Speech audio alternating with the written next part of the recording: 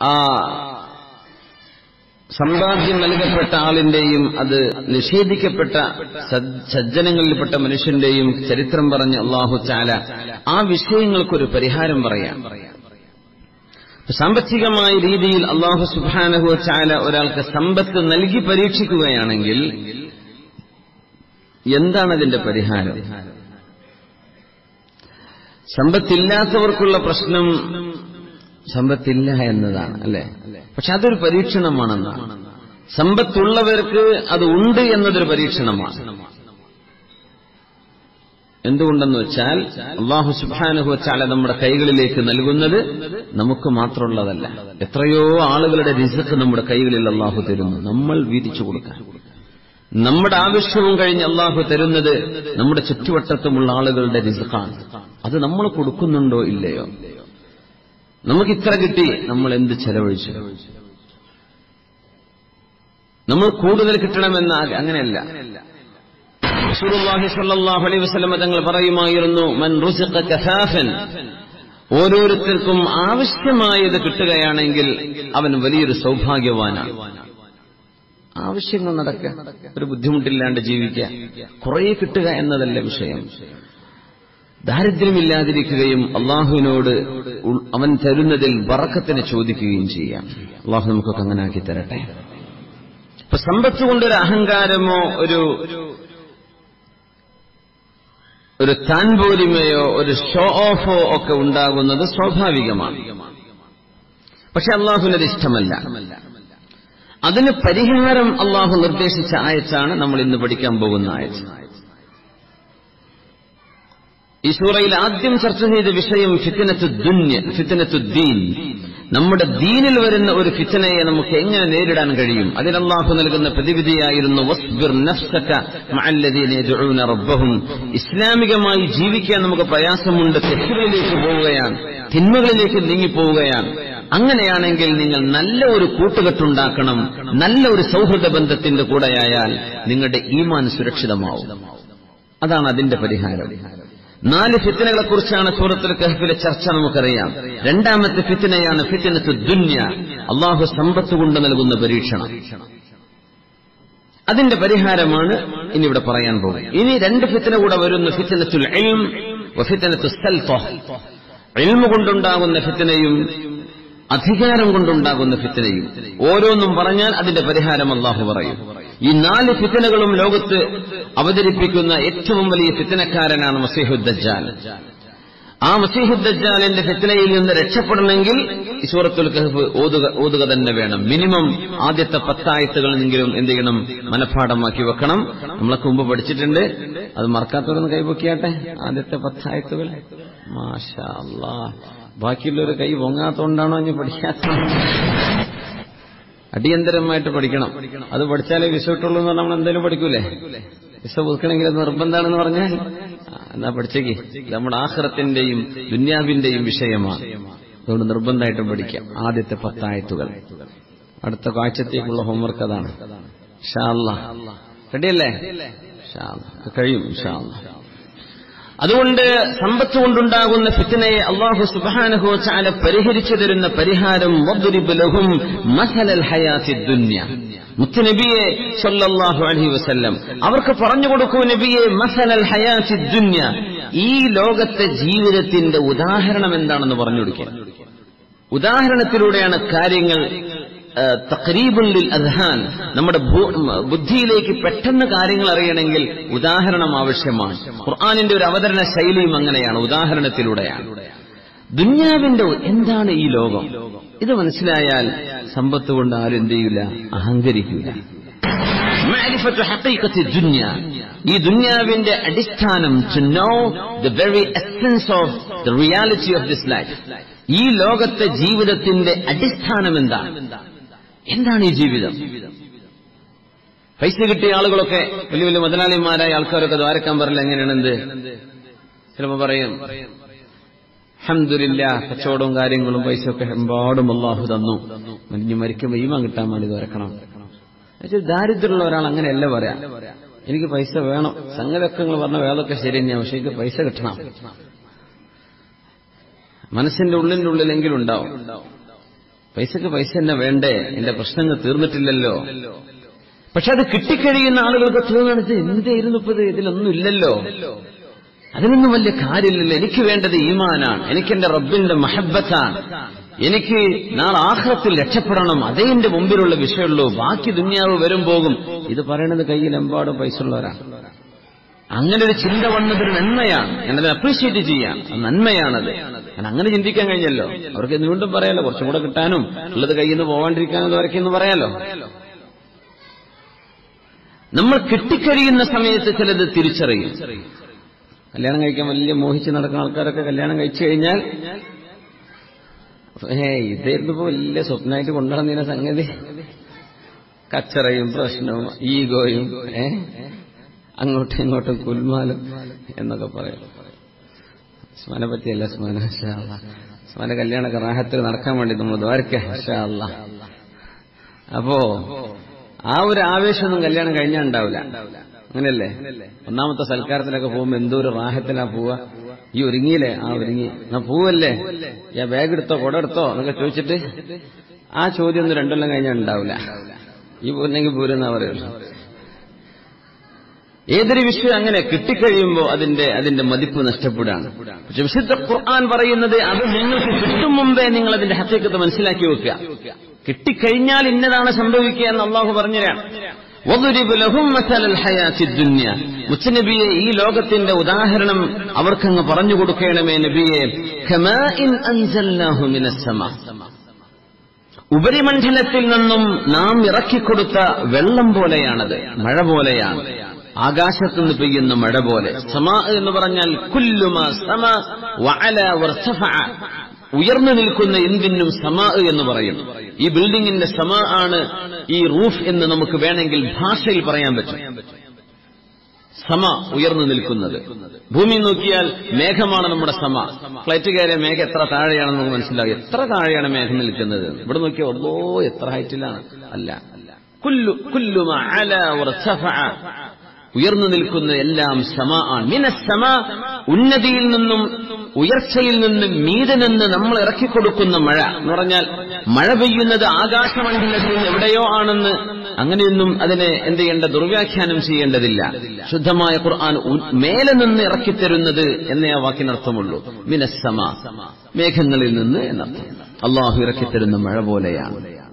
എന്നിട്ടോ ഫഖ്തലത ബിഹി നബാതുൽ അർദ്, ഭൂമിയിലെ ചെടികളുമായി ആ മഴവെള്ളം ഇഴകിച്ചേർന്നു. കൃഷിയിടങ്ങളിലേക്ക് ആ മഴ പെയ്തു. ഡ്രൈ ആയി കിടക്കുന്ന സ്ഥലങ്ങളിൽ വെള്ളം കിട്ടി.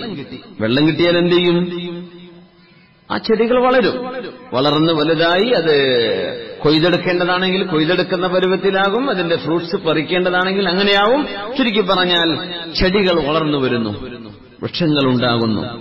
ഫഅസ്ബഹ ഹസീമൻ തദ്റുഹു റിയാഹ്, അങ്ങനെ വളർന്നു വന്ന ചെടി ഒരു സുപ്രഭാതത്തിൽ ഹസീമൻ തദ്റുഹു റിയാഹ്, ഉണങ്ങിയ മഞ്ഞ നിറമുള്ള ഒരു വസ്തുവായി ഈ ചെടികൾ മാറുകയും, തദ്റുഹു റിയാഹ്, കാറ്റടിക്കുമ്പോൾ ആ കാറ്റിൽ പറന്നുപോകുമാർ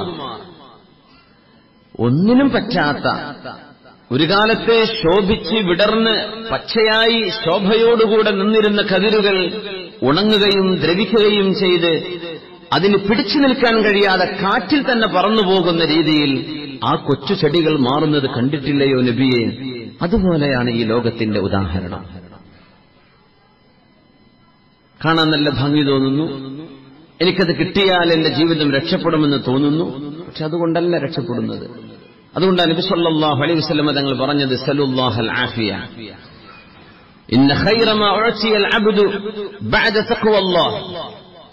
അള്ളാഹുവിനെ ഭയപ്പെടുക എന്ന അള്ളാഹുവിനെ സംബന്ധിച്ചുള്ള ബോധമുണ്ടായതിന്റെ ശേഷം ഒരു മനുഷ്യന് ലഭിക്കുന്ന ഏറ്റവും വലിയ അനുഗ്രഹം പൈസയല്ല, പിന്നെന്താണ്? അൽ ആഫിയ, ശരീരത്തിന്റെ ആരോഗ്യമാണ്. നമ്മുടെ ശരീരം നമുക്ക് എഴുന്നേറ്റ് നടക്കാനും ഇരിക്കാനും ഓടാനും ചാടാനും കാര്യങ്ങൾ നിർവഹിക്കാനും പറ്റുന്ന പരുവത്തിൽ നമ്മുടെ ശരീരം വഴങ്ങുന്നില്ലെങ്കിൽ കോടാനുകോടി കയ്യിൽ കിട്ടിയിട്ട് എന്താണ് കാര്യം? കോടീശ്വരനായൊരു മുതലാളി ബെഡ്റിഡനായി കിടക്കുകയാണ്, ബെഡിൽ കിടക്കുകയാണ്. ആ മനുഷ്യന്റെ സ്വപ്നം പൈസയല്ല, അതെനിക്ക് എമ്പാടുണ്ട്. റബ്ബേ, എന്റെ കൂലിപ്പണിക്കാരനായി ഈ മനുഷ്യന് നീ കൊടുത്തൊരു ആഫിയത്ത് അതെനിക്ക് തന്നാ പോരെ എന്ന് റബ്ബേ, ഞാൻ അടിമപ്പണി ചെയ്യാം, അവൻ മുതലാളിയായി കിടന്നോട്ടെ, എനിക്ക് അവന്റെ ആരോഗ്യം വേണം. അസൂയയോടുകൂടെ നോക്കും. ചറ്റക്കുടിയിൽ കഴിയുന്ന ആളുകളെ കാണുമ്പോ അസൂയ തോന്നും ഇവർക്ക്. റബ്ബേ, വീട് എത്രയിൽ ആണെങ്കിൽ എന്തേ, ആരോഗ്യമുണ്ടല്ലോ. സുബ്ഹാനല്ലാഹ്, അതില്ലാത്തവരെ പറ്റി നമ്മൾ ആലോചിച്ച് നോക്കാം. ഏറ്റവും വലിയ നിഅമത്ത് ആഫിയത്താണ് എന്ന് റസൂലുള്ളാഹി സ്വല്ലല്ലാഹു അലൈഹി വസല്ലം അല്ലാഹുവിനോട് ആഫിയത്തിനെ ചോദിക്കുക. അല്ലാഹു നമുക്ക് മരണം വരെ നിലനിർത്തി തരട്ടെ. ആമീൻ യാ റബ്ബൽ ആലമീൻ. وَضْرِبْ لَهُم مَّثَلَ الْحَيَاةِ الدُّنْيَا كَمَاءٍ أَنزَلْنَاهُ مِنَ السَّمَاءِ فاختلط به نبات الأرض فأصبح هشيما تذروه الرياح وكان الله على كل شيء مقتدرا. പരിശുദ്ധ നബിയെ, ഈ ലോകത്തെ ജീവിതത്തിന്റെ ഉദാഹരണം പറഞ്ഞു കൊടുക്കണം നബിയെ. കമാഇൻ അൻസൽനാഹു, നാം ഇറക്കിക്കൊടുത്ത വെള്ളം പോലെ, മഴ പോലെ നാമാണത് ഉണ്ടാക്കുന്നത്, നാമാണ് ക്ലൗഡ് ഫോം ചെയ്യുന്നത്, നാമാണ് സമുദ്രജലങ്ങളിൽ നിന്ന് ഇവാപറേഷൻ ഉണ്ടാക്കുന്നത്, നാമാണ് അത് റെയിൻ ഡ്രോപ്സുകളായി ഭൂമിയിലേക്ക് കൊണ്ടുവരുന്നത്. മനുഷ്യന്റെ തലയിൽ വീണാലും അപകടപ്പെടാത്ത രീതിയിൽ വളരെ മനോഹരമായ തുള്ളികളായി ഇറക്കിക്കൊടുക്കുന്നതും നാം തന്നെയാണ്. അൻസൽനാ, നാം ഇറക്കിയതാണ്. അൻസൽനാ മിനസ്സമാ ഫഖ്തലത ബിഹി നബാതുൽ അർദ്, ഭൂമിയിലെ ചെടികളുമായി ആ മഴവെള്ളം കൂടിക്കലരുകയും. മഴവെള്ളം മാഉൽ ഹയാ, ജീവിതമുള്ള വെള്ളമാണ്, ജീവനുള്ള വെള്ളമാണ്. ഏതു ഡ്രൈ ആയി കിടക്കുന്ന ഭൂമിയിലും നമ്മൾ കൊണ്ട് ഒരു ബക്കറ്റ് വെള്ളം കൊണ്ടുപോയി ഒഴിച്ചാലും മഴ പെയ്താലും വ്യത്യാസമുണ്ട്. നമ്മൾ ഒഴിക്കുന്ന ആ മഴവെള്ളം അവിടെ കിടന്നിട്ട് കുറച്ച് കഴിഞ്ഞ് ഡ്രൈ ആയി പോയേക്കും, നമ്മൾ ഒഴിക്കുന്ന ബക്കറ്റിലെ വെള്ളം. പക്ഷെ മഴവെള്ളമാണെങ്കിലോ അവിടെ ചെടികൾ, കൊച്ചു കൊച്ചു പുല്ലുകൾ, ചെറിയ ചെറിയ ജീവികൾ, അവിടെ മഴ തട്ടുന്നതോടുകൂടി ജീവികൾ ഉണ്ടാവുന്നു. നമ്മൾ കേരളക്കാരിൽ നമുക്കറിയില്ലേ മഴക്കാലത്തെ ബുദ്ധിമുട്ട് എന്താ. ഓരോ പ്രാണികളും തൊപ്പപ്പുഴും അല്ലാത്തപ്പോഴും ചേരട്ടയും അല്ലാത്തതൊക്കെ. കുട്ടികൾക്ക് നാട്ടിൽ പോകാൻ തന്നെ ഉറപ്പായിരിക്കും ചിലപ്പോൾ ഈ മഴക്കാലത്ത്. ജീവജാലം എവിടെ ഇതൊക്കെ പോകുന്നത്? ചൂടുകാലമാകുമ്പോൾ എവിടേക്കാണ് ഇവരൊക്കെ പോകുന്നത്? അവരൊക്കെ ചത്തൊടുങ്ങി പോവാണ്. എവിടെയെങ്കിലും ഒളിച്ചിരുന്നിട്ട് മഴക്കാലത്ത് പുറത്തു വരികയാണ്, ഞങ്ങൾ വന്നു എന്ന് പറഞ്ഞിട്ട് അല്ല, അവര് മരിച്ചു പോകുന്നുണ്ട്. മഴക്കാലാകുമ്പോൾ മണ്ണിലേക്ക് മഴവെള്ളമാകുമ്പോൾ പുതിയ ജീവൻ ഉടലെടുക്കുകയാണ്. ജീവജാലങ്ങൾ മണ്ണിൽ നിന്നുണ്ടാവുകയാണ്. അതാണ് വലിയ അത്ഭുതം. മനുഷ്യരെ മണ്ണിൽ നിന്ന് പടച്ചു എന്ന മണ്ണിന് ഒരു ജീവനാംശം അതിന്റെ ഉള്ളിൽ കിടക്കുന്നുണ്ട്. അതിന്റെ ഉള്ളിൽ പുഴുക്കൾ ഉണ്ടാകുന്നത്, ജീവജാലങ്ങൾ ഉണ്ടാകുന്നത്, ഇഴജന്തുക്കൾ ഉണ്ടാകുന്നത്. ഒന്നുമില്ലാത്തടത്ത് പെട്ടെന്ന് മഴ പെയ്തു കഴിഞ്ഞാൽ ആ കുളത്തിൽ മത്സ്യം ഉണ്ടാകുന്നില്ലേ? മത്സ്യം ഇല്ലായിരുന്നു അവിടെ. ഡ്രൈ ആയി കിടക്കുന്ന കുളത്തിൽ മഴ പെയ്തപ്പോ 2 ആഴ്ച കഴിഞ്ഞപ്പോ അതാ കൊച്ചു കൊച്ചു തവളകളും കൊച്ചു കൊച്ചു മത്സ്യങ്ങളും പ്രത്യക്ഷം എവിടെ നിന്നോ വന്നു. മണ്ണും വെള്ളവും കൂടിച്ചേരുമ്പോൾ അതിനുള്ളിൽ അല്ലാഹു ജീവൻ ഉണ്ടാക്കുന്നുണ്ട്. നമ്മെ അല്ലാഹു പഠിച്ചത് മണ്ണ് നിന്നല്ലേ. മണ്ണ് വലിയൊരു അത്ഭുതമാണ്. അങ്ങനെ നാം ഭൂമിയിലേക്ക് ഇറക്കുന്ന വെള്ളം പോലെ മഴവെള്ളം ചെടികളുമായി കൂടിക്കലരുന്നു.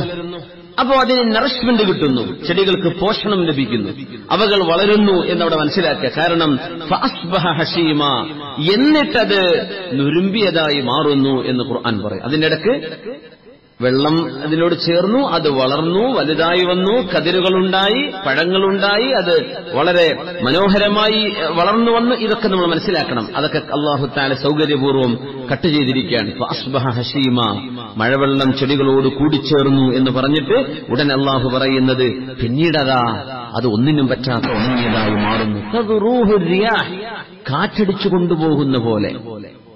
കാറ്റിന്റെ അവസ്ഥ എന്താണ്? എവിടുന്നാ വരുന്നത് നമുക്കറിയില്ല, എപ്പോഴാണ് ഇവര് വരിക എന്നും അറിയില്ല. അപ്പോ നമ്മുടെ കൺട്രോളിലില്ലാത്ത ഒരു വസ്തു നമ്മിൽ നിന്നും സാധനം കൊണ്ടുപോകുന്ന പോലെ മനുഷ്യന്റെ കൺട്രോളിലുള്ള സമ്പാദ്യം അവന്റെ കൺട്രോളിന് പുറത്തുള്ള ചില ഫാക്ടറുകൾ കാരണം അവന്റെ കയ്യിൽ നിന്ന് നഷ്ടപ്പെട്ടു പോകുന്നു. നല്ല ആരോഗ്യത്തിലും അന്തസ്സിലും ജീവിച്ചിരുന്നൊരു മനുഷ്യൻ പെട്ടെന്ന് 2 കിഡ്നിയും ഫെയിലിയറാന്ന് പറഞ്ഞു. യാ അല്ലാഹ്, അതൊരു പ്ലാന്റേഷൻ നടത്തണം, അല്ലെങ്കിൽ അതൊരു സർജറി നടത്തണം. എന്തു വേണം? സമ്പാദ്യം ചെലവഴിച്ചേ പറ്റൂ. ചെലവഴിച്ചു. തന്റെ കൺട്രോളിലില്ലാത്ത വസ്തുക്കളാൽ രാജ്യത്തൊരു ക്രൈസിസ് വരുന്നു. തന്റെ പ്രശ്നമല്ലാതെ ചുറ്റുപാടിൽ എന്തെങ്കിലും ഒരു അപകടം സംഭവിക്കുന്നു, അതുമൂലം തന്റെ സമ്പത്ത് നഷ്ടപ്പെടുന്നു. നന്നായി നടന്നിരുന്നൊരു ബിസിനസ് നടന്നിരുന്നൊരു കെട്ടിടം പെട്ടെന്ന് പൊളിക്കാൻ ഓർഡർ വരുന്നു. റിയാഹ്, പുറത്തുനിന്ന് വരുന്ന ഫാക്ടറുകളാൽ, കാര്യങ്ങളാൽ നമ്മുടെ കയ്യിലുള്ളവ നഷ്ടപ്പെട്ടു പോകുന്ന ഒരവസ്ഥയെ അല്ലാഹു സൂചിപ്പിക്കുകയാണ്. ഫഅസ്ബഹ ഹശീമൻ തദ്റുഹു റിയാഹ്, കാറ്റടിച്ചു വീശി പറന്നു പോകുന്നവയായി ഇവകൾ മാറുന്നത് കണ്ടിട്ടില്ലയോ നബിയെ? അതാണ് ഈ ലോകത്തിന്റെ അവസ്ഥ. അതുകൊണ്ട് ജനങ്ങളിത് മനസ്സിലാക്കിയാൽ ഇതൊരിക്കലും തന്നെ ശാശ്വതമായി നിൽക്കുന്ന ലോകമല്ല എന്ന ആളുകൾക്ക് മനസ്സിലായി കഴിഞ്ഞാൽ പൈസ കൊണ്ടാരും അഹങ്കരിക്കുകയില്ല നബിയെ. ഇത് ജനങ്ങൾക്ക് പറഞ്ഞു കൊടുക്കുക എന്ന് പരിശുദ്ധമായ ഖുർആൻ. വദ്രിബ് ലഹും മസലൽ ഹയാത്തി ദുനിയ. ദുന്യാവ് എന്ന് പറഞ്ഞതും ആലം എന്ന് പറയുന്നതും രണ്ടും രണ്ടാണെന്ന് നമ്മൾ മനസ്സിലാക്കിയിട്ടുണ്ട്. ഒന്നുകൂടെ ആവർത്തിക്കുകയാണ്. ലോകം എന്ന് പറഞ്ഞതൊന്ന് വേറെയാണ്. നമ്മൾ പറയുന്ന ഈ ലോകത്തെ ജീവിതം എന്നത് വേറെയാണ്. ദുന്യാവ് എന്നൊക്കെ പറയില്ല. ഉസ്താദ്മാരൊക്കെ വ്യാപാരം പറയില്ലേ, ദുന്യാവ് അങ്ങനെയാണ്. ദുന്യാവ് എന്ത്? ദുന്യാവ് എന്ന് പറഞ്ഞാൽ അവർ എക്സ്പീരിയൻസ് ഓഫ് ദിസ് ലൈഫ്, നമ്മൾ ഈ ജീവിതം എങ്ങനെ അനുഭവിക്കുന്നു എന്നതാണ് ദുന്യാവ് എന്ന് പറഞ്ഞാൽ. ഈ ലോകം എന്നതിന് ആലം എന്നാ പറയാ. ആലം എന്നത് അലം, അടയാളം എന്നതിൽ നിന്ന് വരുന്നതാണ്. അടയാളം എന്ന് പറഞ്ഞാൽ അള്ളാഹുലേക്ക് അറിയിക്കുന്ന അടയാളമാണ്. നമ്മൾ നടന്നു പോകുന്ന ഈ കല്ലും മണ്ണും വൃക്ഷങ്ങളും പർവ്വതങ്ങളും നമ്മൾ പോയാലും ഈ ആലം ഇവിടെയുണ്ട്. ഇവിടെ വന്ന് മനുഷ്യർ വന്ന് ഈ പർവ്വതങ്ങളെ ഉപയോഗിക്കുകയാണെങ്കിൽ അതവരുടെ ഹയാത്തു ദുന്യ, ഐഹികമായ ലോകമാണ്. നമ്മുടെ ജീവിതം എന്ന് പറഞ്ഞ ദുന്യാവെന്ന് പറഞ്ഞാൽ നമ്മൾ ഈ ലോകം എങ്ങനെ അനുഭവിക്കുന്നു എന്നതാണ്. കടൽ ആലമാണ്, ലോകമാണ്. പക്ഷെ ദുന്യാവെന്ന് പറഞ്ഞാൽ ആ കടലിലൂടെ നമ്മൾ എങ്ങനെ ഇന്ററാക്ട് ചെയ്യുന്നു എന്നതാണ്. അപ്പൊ നമ്മൾ പോയാലും ആലം ഇവിടെ ബാക്കിയുണ്ടാവും, ലോകം ഇവിടെയുണ്ട്. പക്ഷേ ഈ ലോകം നമ്മൾ അനുഭവിക്കുന്നത് എങ്ങനെ? അതാണ് വിശുദ്ധ ഖുർആൻ പറയാം. ആലം അള്ളാഹുവിന്റെ ദൃഷ്ടാന്തമാണ്. അള്ളാഹു ഉണ്ട് എന്നറിയിക്കുന്നതാണ് ഇവിടുത്തെ പർവ്വതങ്ങൾ, ഇവിടുത്തെ ചെടികൾ, നമ്മുടെ സൂര്യൻ, ചന്ദ്രൻ. ഇതൊക്കെ ആലമാണ്, ലോകമാണ്. പക്ഷേ നാം പറയുന്ന ദുന്യാവ് എന്ന് പറയുന്ന ലോകം, ഈ ലോകത്ത് നമ്മൾ എങ്ങനെ ജീവിക്കുന്നു എന്ന നമ്മുടെ അനുഭവമാണ്. ആ അനുഭവം അല്ലാഹു സുബ്ഹാനഹു വ തആല നമ്മളോട് പറയാൻ, നിങ്ങൾ ഒരിക്കലും അഹങ്കരിക്കല്ലേ, കുറച്ചു നേരത്തേക്കാണ് ഞാൻ നിങ്ങളെ ഇവിടെ വിട്ടിരിക്കുന്നത്. അതുകൊണ്ടാണ് ദുന്യാവിൽ സുഹദ് വേണം എന്ന് മഹത്തുക്കളായ ആളുകൾ പരിത്യാഗം വേണമെന്ന് പറയാൻ കാരണം. ഒരാൾ മഹാനായ അബൂ ദർറുൽ ഗിഫാരി റളിയല്ലാഹു അൻഹുവിന്റെ വീട്ടിലേക്ക് കടന്നു വരുന്നു. മഹാനായ സ്വഹാബിയാണ്. ആ വീട്ടിലേക്ക് വന്നപ്പോൾ അതിന്റെ ഉള്ളിൽ കണ്ണിന് കാണാനൊക്കുന്ന ഒന്നും അവിടെ കാണുന്നില്ല. ഐ കാച്ചിങ് ആയിട്ടുള്ള ഒന്നും ആ വീട്ടിലില്ല. അപ്പോ ആ വന്ന ആള് ചോദിച്ചു, യാ അബൂദർ ഐന മതാഉകും, അബൂദറെ നിങ്ങളുടെ വീട്ടിൽ സാധനങ്ങളൊക്കെ ഇവിടെ, ഒന്നും ഒരു ഫർണിച്ചറോ ഒന്നും കാണുന്നില്ലല്ലോ, എന്തേ ഇത് എന്ന് ചോദിച്ചു. ലാ അറാ അസാസൻ ഫിൽ ബൈത്തി വലാ മതാഅ, ഇവിടെ ഒരു യുറ്റൻസിൽസ് അല്ലെങ്കിൽ ഇവിടുത്തെ നിങ്ങളുടെ പാത്രങ്ങളോ അല്ലെങ്കിൽ മറ്റെന്തെങ്കിലും ഫർണിച്ചറോ ഒന്നും കാണുന്നില്ലല്ലോ, ഇതെന്ത് വീടാ എന്ന് ചോദിച്ചപ്പോ അല്ലാഹുവിന്റെ റസൂലിന്റെ സ്വഹാബി അബൂദർ റളിയല്ലാഹു അൻഹു പറഞ്ഞു, ഇന്ന ലനാ ബൈതൻ നുവജ്ജിഹു ഇലൈഹി സ്വാലിഹ മതാഇനാ, നമുക്കൊരു വീടുണ്ട്, ആ വീട്ടിലേക്ക് നമ്മുടെ എല്ലാ നല്ല സാധനങ്ങളും ആ വീട്ടിലേക്ക് ഞാൻ സ്റ്റോക്ക് ചെയ്യുകയാണ്. വലൈസ ഹാദാ, അത് ഈ വീടല്ല, എന്റെ എല്ലാ നല്ലതും ഞാൻ ആ വീട്ടിലേക്ക് സ്റ്റോക്ക് ചെയ്യാണ്, അത് ഈ വീടല്ല എന്ന് പറഞ്ഞപ്പോ വന്നാള് പറഞ്ഞു, എന്നാലും അബൂദർറെ ഈ വീട്ടിൽ താമസിക്കുമ്പോ എന്തെങ്കിലുമൊക്കെ സാധനങ്ങൾ വേണ്ടേ, വീടിങ്ങനെ വെറുതെ എംറ്റി ആയി കിടന്നാൽ മതിയോ, എന്തെങ്കിലുമൊക്കെ വേണ്ടേ എന്ന് പറഞ്ഞപ്പോ അബൂദർ റളിയല്ലാഹു അൻഹു പറഞ്ഞു, ഈ വീടിന്റെ ഉടമസ്ഥൻ ഇന്ന സാഹിബൽ മൻസിലി ലാ യദഉനാ ഫീഹി, ഈ വീട്ടിൽ ഞങ്ങളെ എന്നെന്നും നിൽക്കാൻ അനുവദിക്കുന്നില്ല ഈ വീട്ടുകാരൻ. ഞങ്ങളിൽ നിന്ന് ഈ വീട് അയാൾ പിടിച്ചെടുക്കുക തന്നെ ചെയ്യും. ഞങ്ങൾ ഇവിടെ നിന്ന് പുറത്താക്കുകയും ചെയ്യും. പിന്നെ എന്തിനാണ് ഞാനിവിടെ ഈ വീട് അലങ്കരിച്ചുകൊണ്ടിരിക്കേണ്ടത്? എന്നെ ഇവിടെ നിന്ന് ഒഴിവാക്കും. നമ്മൾ അങ്ങനെ ഒരു വില്ലേ താമസിക്കാന്ന് വിചാരിക്കുക. അറബാബ് എപ്പോ വന്നാലും ഇവിടെ നിന്ന് ഇറക്കി വിടാം. അവിടുത്തെ ടോയ്ലറ്റ് നന്നാക്കാൻ നിൽക്കൂല, അഡ്ജസ്റ്റ് ചെയ്ത് പോകും അല്ലെ. അവിടുത്തെ കിച്ചണിന് രണ്ട് എന്തെങ്കിലും കല്ല് കൊണ്ടുവന്നിട്ടൊന്ന് ഫർണിഷ് ചെയ്യാൻ നന്നാക്കിയെടുക്കുക. എന്തിനിത് ഏതായാലും പൊളിക്കാൻ പോവല്ലേ? ഈ രീതി പ്രവാസികൾക്കാണ് ഇതൊക്കെ വേഗം മനസ്സിലാവല്ലേ. ഈ ഉദാഹരണങ്ങളൊക്കെ നമ്മുടെ നാട്ടിലും വേണ്ടി ഒരുങ്ങാൻ വേണ്ടിയാണ് ഇവിടെ ഈ മത്തി ഒരു കഷ്ണം മുറിച്ചിട്ടൊക്കെ തിന്നണത്.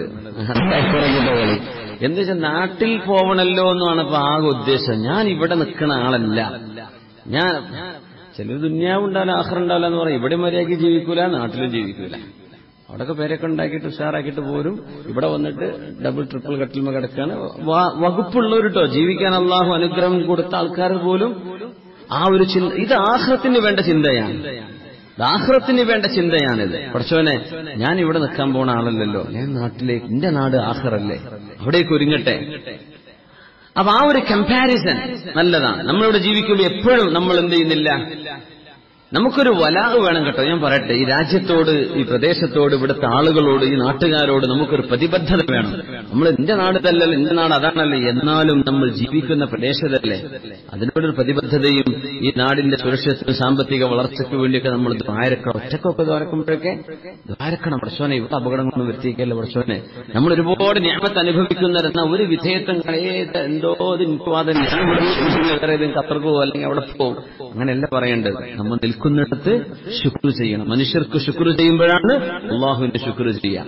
അപ്പൊ ഏതായിരുന്നാലും നമ്മൾ നമ്മുടെ ഒരു നാടിനെ പറ്റി ചിന്തിക്കുന്ന പോലെ, ഞാൻ ഇവിടെ സ്ഥിരം വസിക്കാൻ പോകുന്ന ആളല്ല, എന്റെ നാട് നാട്ടിലാണ്, ഞാൻ അവിടേക്കാണ് സേവ് ചെയ്യുന്നത്. ഇവിടുന്ന് കിട്ടുന്നതൊക്കെ നാട്ടിലേക്ക് അയച്ചിട്ട് എന്തെങ്കിലുമൊക്കെ അവിടെ ഉണ്ടാക്കണം, അവിടെ വീട് വെക്കണം, എന്നിട്ട് ഇവിടെ നിന്നൊക്കെ ഫിനിഷ് ചെയ്തിട്ട് നാട്ടിൽ പോയിട്ട് ആ വീട്ടിൽ നിന്ന് കാലം നിർത്തിയിരിക്കണം എന്നൊക്കെ ആഗ്രഹിക്കുന്നവരാണ്.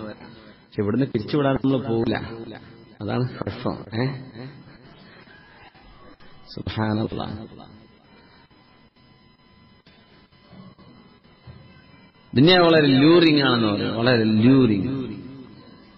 അബൂദർ റളിയല്ലാഹു അൻഹു പറയുന്നു, അങ്ങനെ എന്നെ പുറത്താക്കുന്നു, എന്റെ വീട് എടുത്തു കൊണ്ടുപോകുന്നൊക്കെ പറയുന്ന ഒരു മനുഷ്യന്റെ വീട് ഞാൻ എന്തിനാ പിന്നെ ഇവിടെ കുറെ കാര്യങ്ങൾ കൊണ്ടു നോക്കേണ്ട കാര്യം, അതുകൊണ്ട് ഞാൻ ആഖിറത്തിലേക്ക് എന്റെ സ്റ്റഫുകളെല്ലാം ഞാൻ ആഖിറത്തിലേക്ക് സ്റ്റോക്ക് ചെയ്യാണ് എന്ന് മഹാനായ അബൂദർ റളിയല്ലാഹു. വലിയൊരു മെറ്റഫോർ, എന്തൊരു മനോഹരമായ ഉദാഹരണം.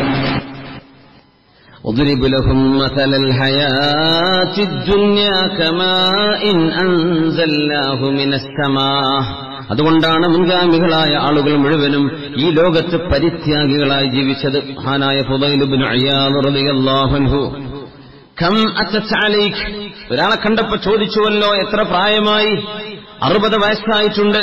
ഓ, 60 വയസ്സായ നിങ്ങൾ 60 കൊല്ലമായി അള്ളാഹുലേക്ക് നടന്നുകൊണ്ടിരിക്കുകയായിരുന്നല്ലേ, അള്ളാഹുലേക്ക് എത്താറായി തുടങ്ങി.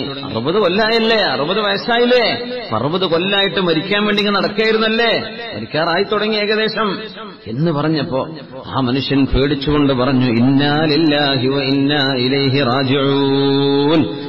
ഇന്നാ ലില്ലാഹി വ ഇന്നാ ഇലൈഹി എന്ന് പറഞ്ഞാൽ എന്താ, നിങ്ങളാ പറഞ്ഞ് ശരിയായിട്ടില്ല എന്നതിന്റെ അർത്ഥം. അറബ് ഭാഷ ശൈലി എങ്ങനെയാണ്? ഇന്നാ ലില്ലാഹി വ ഇന്നാ, അത് ദിക്റല്ലേതല്ല മുമ്പ്. പടച്ചോനെ 60 വയസ്സായി എന്ന് പറയുമ്പോ മാഷാ അല്ലാഹ്, എന്നിട്ട് കണ്ടാ തോന്നൂലല്ലോ, 45 തോന്നൂലല്ലോ, അങ്ങനെയല്ലേ നിങ്ങൾ പറയേണ്ടത്. 60 മരിക്കാനായല്ലേ, ഇതാണ് ഇപ്പൊ ഫുദൈൽ തങ്ങൾ അങ്ങനെയല്ലേ പറഞ്ഞത്, മരിക്കാനായല്ലേ, 60 കൊല്ലായിട്ട് അള്ളാഹുവിന്റെ അടുത്ത് നടക്കായിരുന്നല്ലേ, എത്താറായി, ഇനി അധികമൊന്നുമില്ല. അപ്പൊ ഇയാൾ ഇന്നഹലില്ല, പടച്ചോൻ ഇങ്ങനെയൊക്കെ പറയാ, അങ്ങനെയാണ്.